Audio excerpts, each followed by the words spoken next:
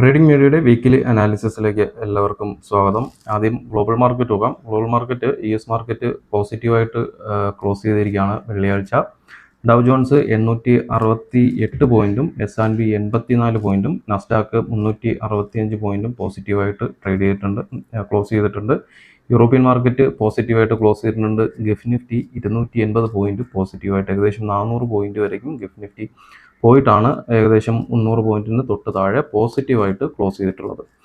വെള്ളിയാഴ്ച ഈ ഗിഫ് നിഫ്റ്റിയും US മാർക്കറ്റുമൊക്കെ പോസിറ്റീവായിട്ട് ക്ലോസ് ചെയ്യാനുള്ള ഒരു കാരണമെന്ന് പറയുന്നത് 10 ദിവസത്തേക്ക് വെടിനിർത്തൽ പ്രഖ്യാപിച്ചിട്ടുണ്ടായിരുന്നു. അത് ഇറാനും അമേരിക്കയും അത് അംഗീകരിക്കുകയും ചെയ്തു. ഇത്രയും നാൾ അമേരിക്ക വെടിനിർത്തൽ പ്രഖ്യാപിച്ചുവെങ്കിലും ഒരിക്കൽ പോലും ഇറാൻ അത് അംഗീകരിച്ചിട്ടില്ലായിരുന്നു. പക്ഷേ വെള്ളിയാഴ്ചത്തെ അമേരിക്കയുടെ വെടിനിർത്തൽ പ്രഖ്യാപനം ഇറാൻ അംഗീകരിക്കുകയും കപ്പലുകൾക്ക് ഹോർമൂസ് കടലിടുക്ക് വഴി പോകാനുള്ള അനുവാദം കൊടുക്കുകയും ചെയ്തു. അതിൻ്റെ ഫലമായിട്ടാണ് അന്ന് വെള്ളിയാഴ്ച US മാർക്കറ്റ് വളരെ സ്ട്രോങ് ആയിട്ട് ക്ലോസ് ചെയ്യുന്നതും അതുപോലെ തന്നെ ഗിഫ് നിഫ്റ്റി 280 പോയിന്റ് പോസിറ്റീവായിട്ട് ക്ലോസ് ചെയ്യുന്നതും. അന്ന് ക്രൂഡ് ഓയിലൊക്കെ നന്നായിട്ട് ഇടിഞ്ഞു. ഏകദേശം $90 മുകളിൽ നിന്ന ക്രൂഡ് ഓയിൽ, കാരണം കപ്പലുകളൊക്കെ അതിലെ എണ്ണയുമായിട്ട് പോകാനുള്ള അനുവാദം കൊടുത്തത് കൊണ്ട് തന്നെ ക്രൂഡ് ഓയിലിൽ വിലയിടി ഉണ്ടായി. $100 മുകളിൽ നിന്ന ക്രൂഡ് ഓയിൽ $85 ക്ലോസിംഗ് വന്നത്.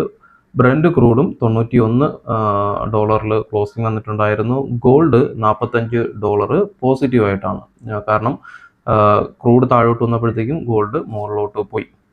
പക്ഷേ അത് കഴിഞ്ഞിട്ട് ഇന്നലെ ശനിയാഴ്ച ആയപ്പോഴത്തേക്കും വീണ്ടും ഇറാൻ്റെ ഭാഗത്ത് നിന്ന് പ്രതികരണങ്ങൾ വന്നു. ഒരിക്കലും അതിലെ കപ്പലുകൾ കടന്നു പോകാൻ അനുവദിക്കില്ല എന്ന് പറഞ്ഞിട്ട് അതിൻ്റെ ഭാഗമായിട്ട് വീണ്ടും മറ്റൊരു സംഘർഷാവസ്ഥയിലോട്ട് ഇന്നലെ തന്നെ നോക്കുകയാണെന്നുണ്ടെങ്കിൽ ഇന്ത്യയുടെ 2 കപ്പലുകൾക്ക് നേരെയാണ് ഇറാൻ്റെ ഭാഗത്ത് നിന്ന് മിസൈൽ ആക്രമണം ഉണ്ടായിരിക്കുന്നത്. ഇന്ത്യയെ പോലും ഇത്രയും നാൾ ഇന്ത്യൻ കപ്പലുകൾക്ക് പോകാനുള്ള അനുമതി ഉണ്ടായിരുന്നുവെങ്കിലും ഇപ്പോൾ ഇന്ത്യക്കെതിരെ പോലും ഇറാൻ്റെ ഭാഗത്തു നിന്നുള്ള ആക്രമണങ്ങൾ വരുന്നത് കൊണ്ട് തന്നെ തിങ്കളാഴ്ച മിക്കവാറും ഒരു ഗ്യാപ് ഡൗണിനുള്ള സാധ്യത വളരെ കൂടുതലാണ്. കാരണം വെള്ളിയാഴ്ച മാർക്കറ്റ് പോസിറ്റീവായിട്ട് ക്ലോസ് ചെയ്തിരുന്നുവെങ്കിൽ അതിൻ്റെ ശേഷം വന്നിട്ടുള്ള ബാക്കി പ്രതികരണങ്ങളെല്ലാം ഇപ്പോൾ വീണ്ടും ഒരു സംഘർഷാവസ്ഥയിലോട്ടോ യുദ്ധത്തിലോട്ടോ പോകുവാനുള്ള ഒരു അവസ്ഥയിലോട്ടാണ് ഇപ്പോൾ കാര്യങ്ങൾ പോയിക്കൊണ്ടിരിക്കുന്നത്.